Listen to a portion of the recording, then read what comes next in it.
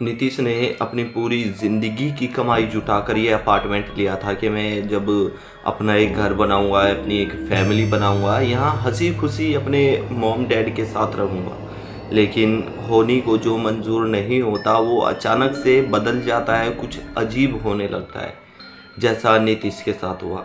नीतीश एक कंपनी में जॉब किया करता था, जहाँ से लेकर नीतीश के घर तक जहाँ वो रहा करता था वहाँ तक उसे इतना भयानक सफ़र लगा करता था, इतना डर लगा करता था कि वो अपनी ड्यूटी जाना तक छोड़ देता है कि मैं अपनी जॉब तक पे नहीं जाऊँगा। घर के अंदर बंद हो जाता है। घर के अंदर भी वही रहस्यमयी बातें, वही रहस्यमयी शक्तियाँ, वही आत्माएं, वही भूत उसे परेशान करने लगते हैं। आखिर इस अपार्टमेंट में ऐसा क्या था? ये जो नीतीश ने अपार्टमेंट देखा था, इसके अंदर किसकी आत्मा बसी हुई थी और क्यों ये नीतीश को परेशान कर रही थी? ये कुछ नीतीश से चाहती थी या फिर नीतीश इसे कहीं रास्ते से उठा के ले आया, या फिर कहीं नीतीश को कुछ ना कुछ इस वजह से परेशान कर रही थी कि कुछ ये नीतीश से करवाना चाहती है। स्टोरी के अंदर पता चलेगा, एंड तक जरूर देखिएगा। उससे पहले एक छोटा सा इंट्रो। नमस्कार, जय भोलेनाथ। मेरा नाम शंकर है। मैं कहानियाँ सुनाता हूँ, ऐसे किस्से कहानी आप सभी के लिए लेकर आता हूँ जो सच्ची घटना पर आधारित होते हैं। ये किस्से कहानियाँ मुझे आप सभी लोगों में से कुछ लोग भेजते हैं, जो मैं अपनी आवाज़ में नरेट करके आप सभी लोगों तक पहुँचाता हूँ। आपको ये किस्से कहानी स्टोरीज कैसी लगती है मुझे कमेंट सेक्शन में ज़रूर बताइएगा। साथ ही इस चैनल को सब्सक्राइब कर लीजिएगा, ऑल के ऑप्शन को क्लिक कीजिएगा और बेल आइकन को प्रेस करिएगा, क्योंकि कोई भी अपडेट वीडियो आपसे मिस ना हो पाए। आप हमारी सभी वीडियो देखते हैं तो आपका बहुत बहुत धन्यवाद है। लेकिन आप वीडियोस एंड तक देखने के बाद भी आप अगर चैनल को सब्सक्राइब नहीं करते हैं तो ये हमारे लिए काफ़ी बुरी बात हो जाती है, और कमेंट आपके लिए हमारे लिए बहुत ज़्यादा ज़रूरी हो जाते हैं, क्योंकि ये हमें सर्च बार में सबसे ऊपर लेकर आते हैं। ये कहानी स्टोरीज़ ये इसलिए बनाई जाती है, इसलिए सुनाई जाती है कि कोई अगर इस मुसीबतों में फंस जाए, कोई ऐसी गलतियां कर दे, तो उसे किस तरह की अपनी ज़िंदगी में करने की ज़रूरत है बातें, वो इस वीडियो से देखकर कोई सीख जाए तो उसका बहुत बहुत धन्यवाद। चलिए बढ़ते हैं कहानी की ओर।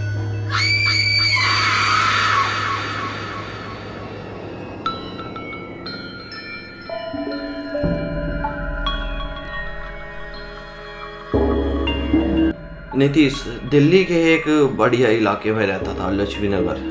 लक्ष्मी नगर का एरिया काफ़ी अच्छा है, ठीक है। जो रिच लोग होते हैं वो भी वहाँ जाकर रहते हैं, जो गरीब लोग होते हैं वो भी रहते हैं। लेकिन जिस तरह मुंबई में दो जगह बांट रखी है, इस तरह लक्ष्मी नगर में भी बटी हुई है। तो अब नीतीश वहाँ झोपड़पट्टी में रहा करता था, मतलब झोपड़पट्टी मतलब गरीब थे। अच्छी पढ़ाई लिखाई की, अच्छी नौकरी लगा, जिसके बाद बहुत मेहनत, बहुत काम करने के बाद अपनी 23-24 साल की उम्र में उसने एक अपार्टमेंट खरीदा, जो कि उसने किस्तों पे लिया था कि मैं अपनी लाइफ टाइम जॉब करते रहूँगा और धीरे धीरे इसे भर के उतार दूँगा। लेकिन शायद नीतीश को ये नहीं पता था कि कौन सी मुसीबत उसका इंतज़ार कर रही है। नीतीश जैसे जैसे काम करता गया, जैसे जैसे अपनी फ्लैट के लिए करता गया, तो नीतीश ने सोचा कि अब मैं जहाँ रहता हूँ वहाँ से अब फ्लैट में रहना शुरू कर देता हूँ, क्योंकि अब ये मेरा तो हो ही गया है, मुझे जब इसकी किस्त भरनी है तो अब यहीं रहता हूँ। तो नीतीश उस अपार्टमेंट में रहने लगता है अकेला। रोज़ आता है ड्यूटी, रोज़ जाता है। 2-3 दिन तो सही बीतते हैं।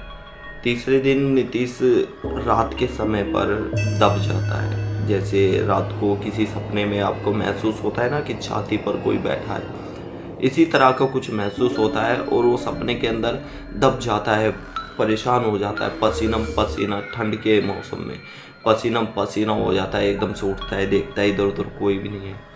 लेकिन सपना बेहद भयानक आया था। इस सपने ने नीतीश को इतना डरा दिया था, इतना परेशान कर दिया था कि अब नींदें उड़ चुकी थी।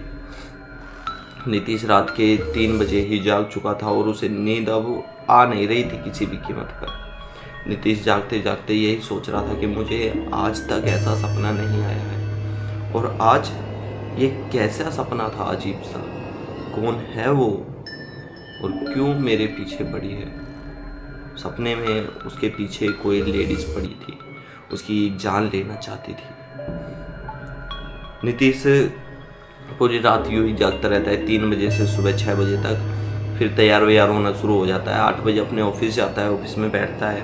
ऑफिस में पहली बार नीतीश के साथ ऐसा हो रहा था कि कुछ था जो उसको अजीब लग रहा था, कुछ था जो उसे परेशान कर रहा था। ना वॉशरूम जाने देता, ना काम करने देता, ना किसी और चीज़ में उसका मन लगने देता।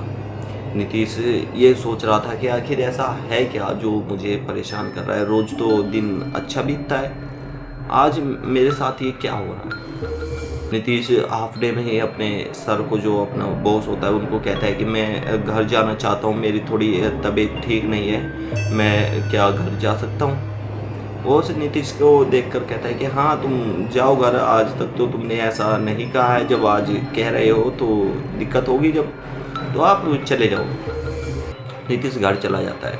नीतीश घर जाता है जब रास्ते में दोपहर के समय पे, ये लंच का समय करीब 1 से 2 बजे के बीच का, 1 से ढाई मान लो, 1 से ढाई बजे के बीच का है।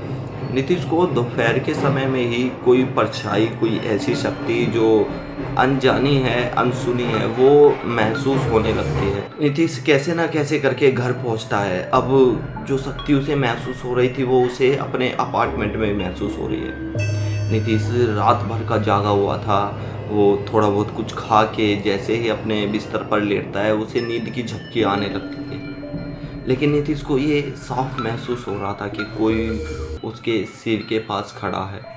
कभी वो आकर उसके पैरों के पास बैठ जाता है, कभी वो जाकर नीतीश के सर के पास खड़ा हो जाता है। नीतीश बहुत ज़ोरों से डर कर उठता है और ज़ोरों से चिल्लाने लगता है, कौन है, कौन है इस कमरे में, कौन मुझे डरा रहा है, क्या चाहते हो तुम। नीतीश ये बातें बोलता ही है, इतने में ही गिलास गिरने की आवाज़ आती है रसोई से। जो पानी पीने का गिलास होता है वो रसोई से गिरता है, और इस तरह से नहीं गिरता, गिलास कभी भी गिरता है तो गिर के 1-2 बार बजता है और शांत हो जाता है। गिलास गिरा और ऐसा लग रहा था कि कोई उसे ज़मीन से बार बार उठाकर छोड़ रहा है, कोई उसे ज़मीन से बार बार उठाकर छोड़ रहा है। ये आवाज़ करीब 4-5 मिनट तक आती है। नीतीश डरा हुआ रसोई के अंदर जा रहा था। रसोई के अंदर जाते जाते अपने मन में भगवान का नाम ले रहा था, ये भगवान कुछ भी है, अला बला टाल, ये करो कर। नीतीश जब रसोई तक पहुंचता है और जब देखता है कि रसोई के अंदर क्या है, तो उसके पैरों तले ज़मीन खिसक जाती है। जो चेहरा आज नीतीश ने देखा था, ऐसा चेहरा शायद ही ज़िंदगी में कभी नीतीश ने देखा हो। नीतीश इस अपार्टमेंट को अब छोड़ेगा या इसके अंदर रहेगा, ये आत्मा नीतीश के साथ कहाँ से आई है। क्या ये अपार्टमेंट इसी रूह का है, इसी आत्मा का है, यही इस अपार्टमेंट में रहती है। ये आपको पता चलेगा नेक्स्ट पार्ट में। गाली मत देना यार, नेक्स्ट पार्ट बनाना पड़ता है। ये पता चलेगा आपको नेक्स्ट पार्ट में, क्योंकि नेक्स्ट पार्ट आपका सुबह तक ही आ जाएगा, इंतज़ार कीजिएगा। और यहीं अलविदा लेता हूँ। नमस्कार, जय भोलेनाथ। धन्यवाद। आपके पास कोई स्टोरी है तो आप भेज सकते हैं, हम उसे अपनी आवाज़ में ज़रूर नरेट करेंगे। धन्यवाद, नमस्कार, जय भोलेनाथ। मेरा नाम शंकर है, मैं कहानियाँ सुनाता हूँ।